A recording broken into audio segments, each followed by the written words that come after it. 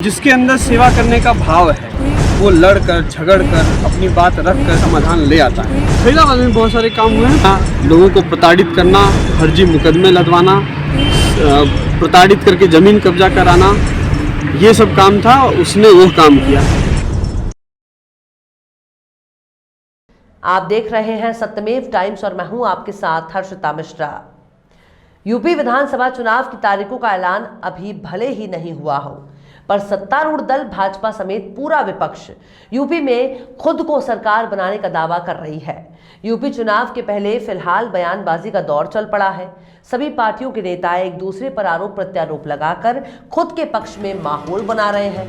बात यूपी के संत कबीर नगर जिले की सदर विधानसभा सीट खलीलाबाद की करते हैं, जहां के बीजेपी नेता वैभव चतुर्वेदी 2022 के चुनाव में भाजपा की प्रचंड बहुमत से सरकार बनने की दावा कर रहे हैं। आपको बता दें कि भाजपा नेता वैभव चतुर्वेदी की पहचान सामाजिक समरसता के संदेश देने वाले नेता के रूप में होती है।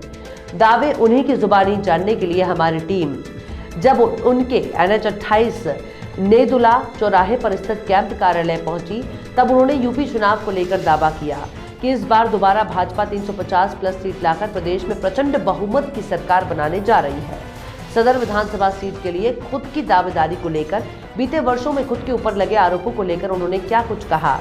मौजूदा विधायक का भाजपा छोड़ सपा में शामिल होने के साथ ही वैभव चतुर्वेदी ने खलीलाबाद के विकास को लेकर क्या कुछ कहा। देखिए हमारे editor in chief Ajay Srivastava के साथ भाजपा नेता वैभव चतुर्वेदी के बीच हुई खास बातचीत। वैभव जी, सत्यमेव टाइम्स में आपका बहुत बहुत स्वागत है। चुनाव की तारीखों का ऐलान भले नहीं हुआ हो, लेकिन जिस तरह से आप मैदान में हैं, लोगों से मिल रहे हैं, जनता से मिल रहे हैं। सबसे पहले तो आपका बहुत बहुत धन्यवाद और सत्यमेव टाइम्स देख रहे सभी साथियों का, दर्शकों का मैं बहुत बहुत धन्यवाद देता हूँ, प्रणाम करता हूँ सबको।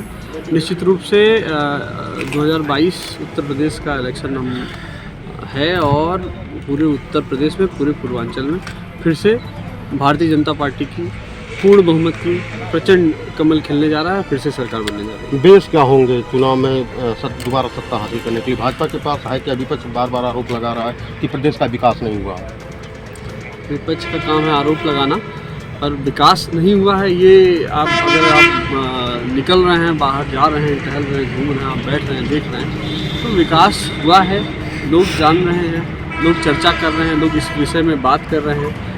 केंद्र की सरकार में देश के यशस्वी प्रधानमंत्री मोदी जी और प्रदेश के हमारे परम पूज्य महाराज जी योगी जी के नेतृत्व में बहुत सारे काम हुए हैं, जिसको लेकर के हम लोग जाते भी हैं, लोग चर्चा भी करते हैं, लोग खुद से बात कर रहे हैं कि इतनी अच्छी सरकार इससे पहले कभी भी नहीं रही है और उत्तर प्रदेश का इतना अच्छा उत्तर प्रदेश में काम कभी नहीं हुआ। बात विकास की करते हैं तो आप फरीदाबाद विधानसभा से जो है मेहनत कर रहे हैं। खलीलाबाद में विकास क्या हुआ है ये गिना दीजिए आप 2-4 काम। देखिए, खलीलाबाद पूरे जनपद संत कबीर नगर की मैं बात करता हूँ। पूरे जनपद संत कबीर नगर में 3 विधानसभाएं आपकी हैं और जिसमें से हंसर, खलीलाबाद और महिदावल, और तीनों विधानसभाओं में आपके महिदावल और हंसर में बहुत सारे ऐसे काम हुए हैं। अभी मैं महिदावल कल एक बैठक में था और मैं वहाँ पर मैं खलीलाबाद को पूछना चाहता हूँ।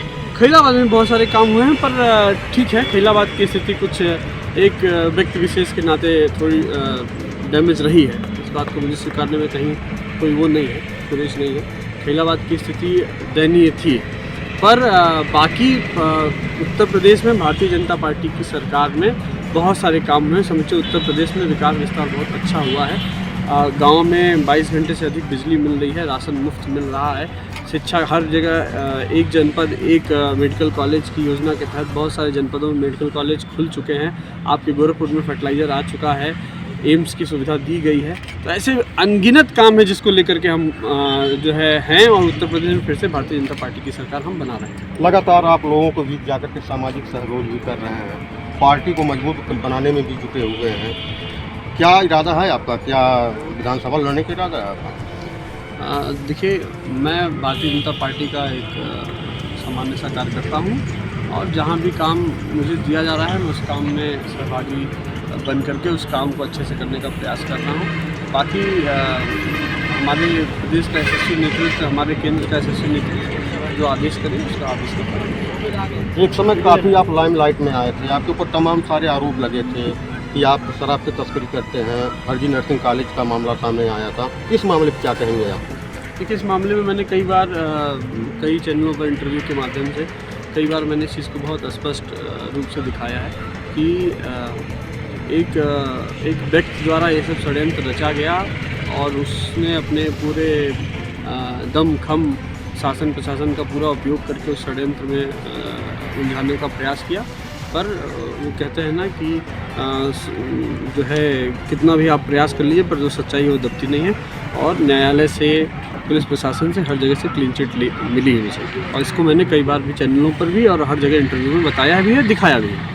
एक चीज़ सवाल उठता है कि मान लीजिए अभी आपकी पार्टी में एक विधायक जी थे जो छोड़ करके समाजवादी पार्टी में चले गए, ऐसे में लोग कह रहे हैं कि आपका रास्ता साफ हो गया, तो जिनका सपा में जाना माननीय जी का और आपका उदय जो लोग बोल रहे हैं उसमें उस चर्चाओं को लेकर आप क्या कहेंगे?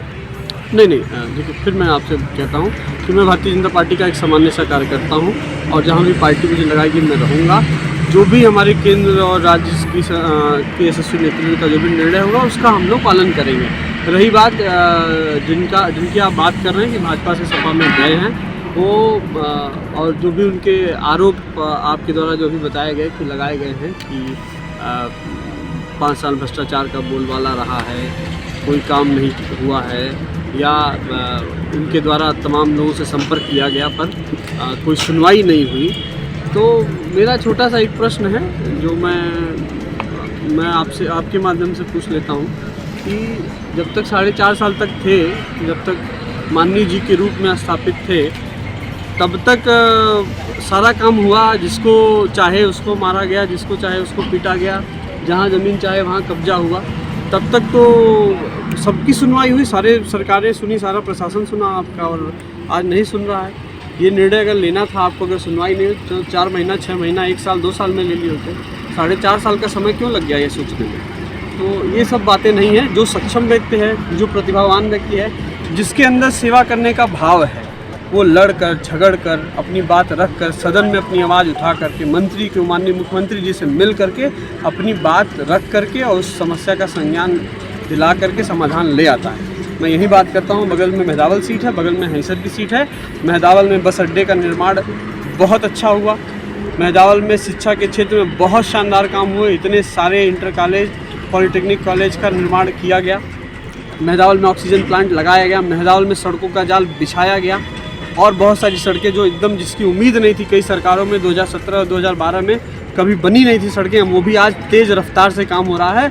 और 14 जनवरी 16 जनवरी के आसपास भी उन सड़कों का भी फीता कटेगा, लोकार्पण होगा। तो क्या ऐसे में क्या लगता है क्या यहाँ के जो विधायक थे उन्होंने योगी जी से अपनी बात सही ढंग से रख नहीं पाए? फिर मैं आपसे कह रहा हूँ, बार बार मैं उस विषय पर नहीं जाना चाहता हूँ। मैं फिर आपसे कह रहा हूँ, जिसके अंदर सेवा भाव था, जो काम करना चाहता था जनता के लिए, वह जाके अपना काम किया। और जिसके अंदर लूट खसोट, मारना पीटना, लोगों को प्रताड़ित करना, फर्जी मुकदमे लदवाना, प्रताड़ित करके ज़मीन कब्जा कराना, ये सब काम था, उसने वो काम किया। तो सरकार का, प्रशासन का जैसा जिसको उपयोग आता है उसने वैसा किया, और जिसको सेवा करनी आती है उसने सेवा का कार्य किया। लास्ट में क्वेश्चन किया है, 22 में क्या तस्वीर सामने निकल के आएगी प्रदेश में? 2022 में उत्तर प्रदेश में 350 के पार, जो हमारा नारा है उत्तर प्रदेश में अब की बार 350 पार, 350 पार करके हम लोग भारतीय जनता पार्टी की पूर्ण बहुमत की प्रचंड सरकार बनाएंगे। इसमें कोई इफ और बट नहीं। तो ये थे हमारे साथ भाजपा नेता वैभव चतुर्वेदी, जिनका साफ तौर से कहना है कि 2022 में बीजेपी प्रचंड मतों से सरकार बनाने जा रही है। संत कबीरनगर से सत्यमेव टाइम्स के लिए मैं अजय श्रीवास्तव।